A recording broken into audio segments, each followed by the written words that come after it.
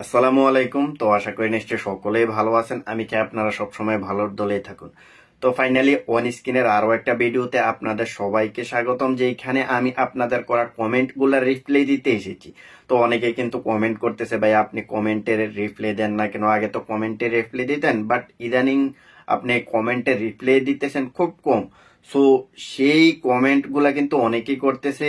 যারা এমন ধরনের কমেন্ট করছেন তাদের উদ্দেশ্যে বলি, ভাই প্রথমত তো আমি একজন প্রবাসী, যার কারণে কিন্তু ওই কাজের ব্যস্ততার ভিড়ে অত বেশি কমেন্টে রিপ্লাই দেওয়া হয় না। আমি যে আপনাদের কমেন্ট গুলা দেখি না এটা কিন্তু নয়, প্রত্যেকের কমেন্ট গুলাই কিন্তু আমি দেখি, বাট রিপ্লাই দেওয়া হয়ে ওঠে না। আমি যদি সবার কমেন্টের রিপ্লাই দিতে যাই, একদিক থেকে আপনাদের হয়তো ভিডিও মেক করা হবে না, হয়তো বা কাজের ফাঁকে ভিডিও মেক করার পাশাপাশি ওই কমেন্ট গুলা রিপ্লাই দেওয়া হয় না আর কি। সো বেসিক্যালি কিন্তু কারণ মূলত এটাই। সো আজকে দেখি আমি কমেন্ট সেকশনে কারা কেমন কমেন্ট করেছেন। আমি দেখি যাদের কমেন্টের রিপ্লাই দিতে পারি তাদেরটা তো দিলাম, আর যাদের গুলো রিপ্লাই দিতে পারবো না তাদের কাছে কিন্তু আন্তরিকভাবে ক্ষমা প্রার্থী। তো এখন আমি যে কাজটা করবো সেটা হচ্ছে সরাসরি ওয়াইটি স্টুডিওর কমেন্ট সেকশনে চলে যাব, যেখানে আপনাদের করা অনেকগুলো কমেন্টস জমা হয়ে আছে। তো প্রথমত আমি যার কমেন্টটা নিতেছি, ভাইয়ের নাম হচ্ছে এমডি আব্দুল কাদের জিলানি। ভাই লিখেছেন, হারলেও ব্রাজিল, জিতলো ব্রাজিল। আমরা কখনোই হতাশ হইনি। আশা করি ব্রাজিল খুব তাড়াতাড়ি তাদের আগের সেই চেনা ছন্দে ফিরবে ইনশাল্লাহ। হ্যাঁ ভাই, ইনশাল্লাহ আপনাদের প্রিয় টিম ব্রাজিল ইন ফিউচারে হয়তো বা সামনের ম্যাচ থেকেই তাদের চেনা ছন্দে ফিরতে পারে। এরপর যে কমেন্টটা নিব তার নাম হচ্ছে লাভিব। ভাই লিখেছেন, ব্রাজিল যতই হারুক, ব্রাজিল এর আশেপাশে কেউ নেই। King is always king. ফুটবলের সফল দল ব্রাজিল, এটা নিয়ে কোনো দ্বন্দ্ব নেই। সো অবশ্যই ভাই, ব্রাজিলের বর্তমান পরিস্থিতি তেমন একটা ভালো না। ট্রফির দিক থেকে ব্রাজিল যতটাই এগিয়ে বর্তমানে রিসেন্ট টাইমে তারা ততটাই পিছিয়ে। সো আশা করি ব্রাজিল তাদের চিরচেনা ফর্মে ফিরবে। ব্রাজিল এখনো কিন্তু টপ ক্লাস টিমের মধ্যেই আছে। ফিফা র্যাঙ্কিং ও তারা ভালো একটা অবস্থানে আছে, যদিও তাদের পক্ষে রেজাল্ট আসতেছে না। তারা ভালো খেলতেছে বাট রেজাল্ট আসতেছে না আর কি। সো আশা করি আপনি আপনার উত্তরটা পেয়েছেন। থ্যাংক ইউ ভাই। এরপরে যে কমেন্টটা করেছেন ভাইয়ের নাম হচ্ছে সুমন সরকার। তিনি লিখেছেন, এন্ড্রিক তার ভয়ঙ্কর রূপে ফিরে আসবে, এটা আমি আশা করি। থ্যাংক ইউ ভাই। এরপরে ইনসাইট 934 থেকে তিনি কমেন্ট করেছেন, ব্রাজিল জয় বাংলা হয়ে গেছে। ভাই ব্রাজিলের ফর্ম খারাপ, এই জন্য হয়তো আপনি এমন কথা বলছেন।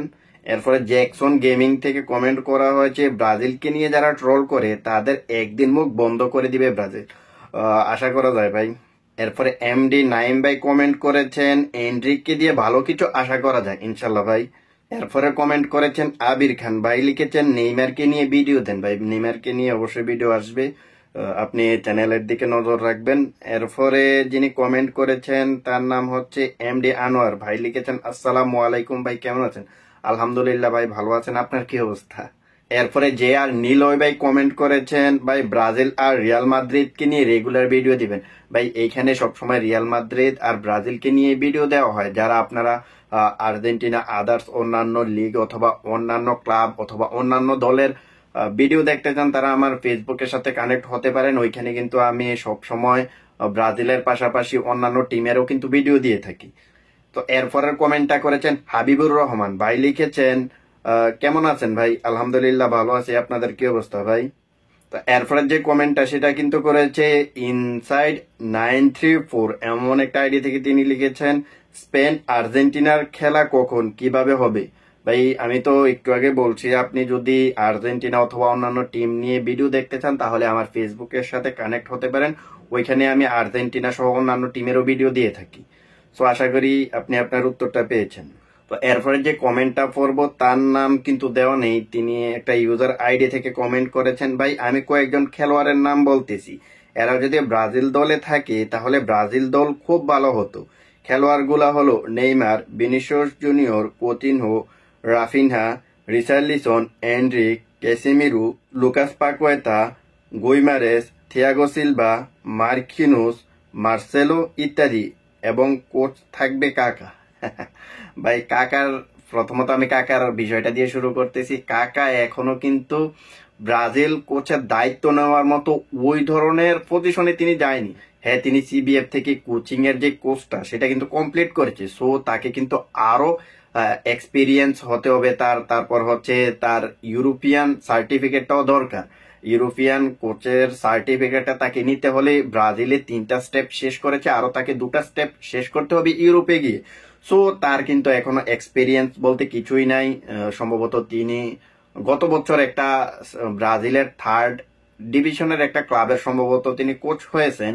সো ওইখান থেকে তাকে ধীরে ধীরে ধীরে ধীরে স্লোলি তাকে আরো ইমপ্রুভ করতে হবে। তারপর হচ্ছে জাতীয় দলের বিষয়, এতটা সহজ না ভাই। আপনি বললেন আর জাতীয় দলের দায়িত্ব পেয়ে গেলেন, এই জিনিসটা এমন না। এখানে কিন্তু অনেকগুলা লজিক থাকে, অনেকগুলা স্ট্র্যাটেজি থাকে, অনেকগুলা সিস্টেম থাকে। সো সবগুলা সিস্টেম স্ট্র্যাটেজিকে ফলো করেই কিন্তু তাকে জাতীয় দলের কোচিং স্টাফ এবং কোচিং ক্যারিয়ারে আসতে হবে আর কি।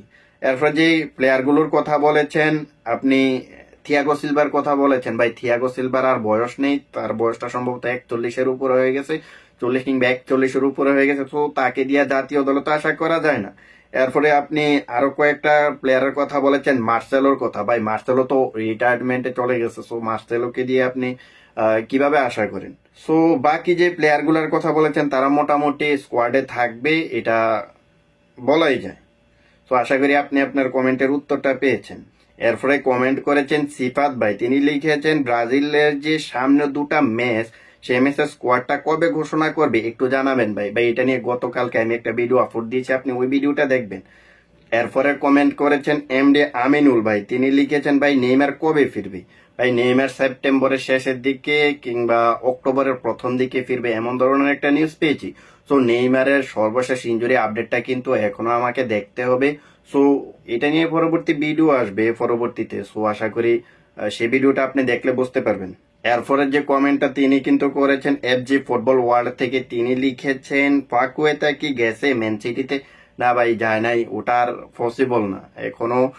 কারণ হচ্ছে পাকুয়েতার যে কেসটা সেটা কিন্তু এখনো কোর্টের মধ্যে রয়েছে। সো এটা যতদিন পর্যন্ত নিষ্পত্তি না হবে, তার দল বদলের যতই গুঞ্জক উঠুক না কেন ওগুলা কিন্তু আর ট্রান্সফার হবে না। সো আশা করি আপনি আপনার উত্তরটা পেয়েছেন। সো আজকের ভিডিওটা এখানেই শেষ করব।